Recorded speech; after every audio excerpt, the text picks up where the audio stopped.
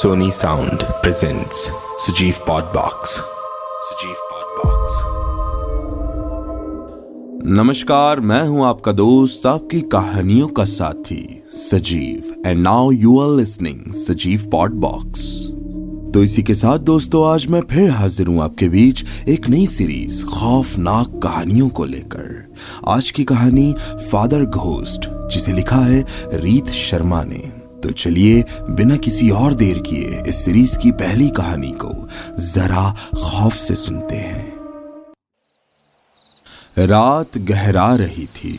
सुदूर पूर्वोत्तर भारत के एक आदिवासी इलाके के छोटे से गांव में इमली चूल्हे में आग जलाती हुई परेशान सी थी। उसका बापू बहुत बीमार था और उसकी माँ सुबह से जड़ी बूटियां बेचने शहर गई हुई थी। इमली का घर लकड़ी से बना हुआ था, चारों तरफ जंगल से घिरा हुआ। उसके गांव में 10-15 ऐसे ही घर थे जो एक दूसरे से काफी दूरी पर थे। उसकी माँ गांव के कुछ लोगों के साथ नजदीक के शहर में लगने वाले साप्ताहिक मेले में गई हुई थी। जब से इमली के बापू ने खाट पकड़ी है, उसकी माँ ही मेहनत से घर चला रही थी। कुछ 3 जनों का पेट तो जैसे तैसे भर जाता, पर उसके बापू का इलाज नहीं हो पा रहा था। बस देसी दवाइयां और ओझा के झाड़ फूंक से ही काम चलाया जा रहा था। आज दोपहर बाद से ही इमली का बापू शांत पड़ा हुआ है। ना एक बार भी खांसा, ना दर्द से करहाया। इमली घर के काम निपटाने के बाद शाम तक जंगल में कंदमूल खोजती रही थी। जब वो वापस आई तो ठंड बढ़ गई थी। उसने बापू के पास अंगीठी जलाकर रख दी।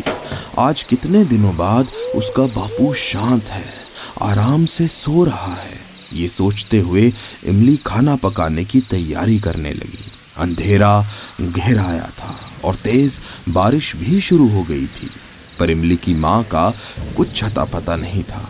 इमली की परेशानी बढ़ने लगी थी। उसने कई बार आवाज दी, पर बापू कुछ भी नहीं बोला।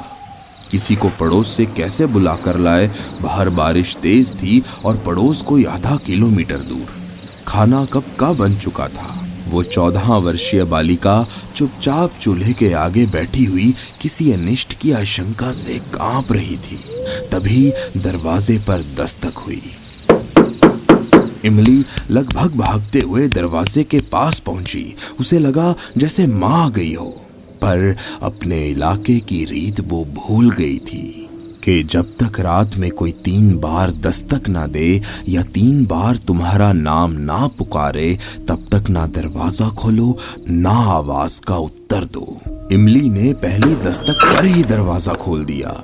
सामने सफेद कपड़ों में गले में क्रॉस टांगे एक आदमी खड़ा था। चेहरा बड़ी सी गोल टोपी के अंदर स्पष्ट रूप से नजर नहीं आ रहा था।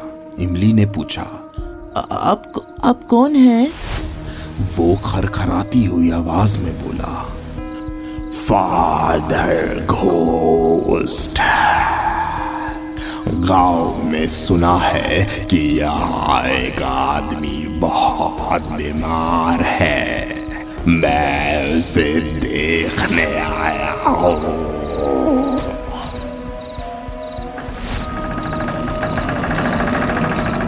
इमली ने दरवाजा पूरा खोलते हुए उसे अंदर आने का रास्ता दिया। वो आदमी अजीब सी चाल से चलता हुआ अंदर आ गया। इमली ने खाट की तरफ इशारा करते हुए कहा, मेरे बापू बहुत बीमार हैं।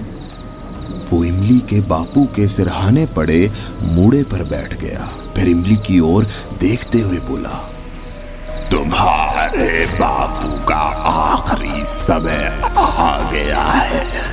मैं इनके पास रुककर परम पिता का नाम लेता हूँ। इमली को कुछ भी समझ नहीं आ रहा था। उसने गर्दन हिलाई और फिर से चूल्हे के पास जाकर बैठ गई और सोचने लगी कि फादर को किसने भेजा होगा। बाहर कितनी बारिश है, पर फादर के कपड़े गीले नहीं हैं, पैरों में कीचड़ भी नहीं लगा हुआ। तभी उसे कुछ चटकने की आवाज सुनाई दी। वो सतर्क हो इधर उधर देखने लगी। चटकने की आवाज फिर से आई। चटक।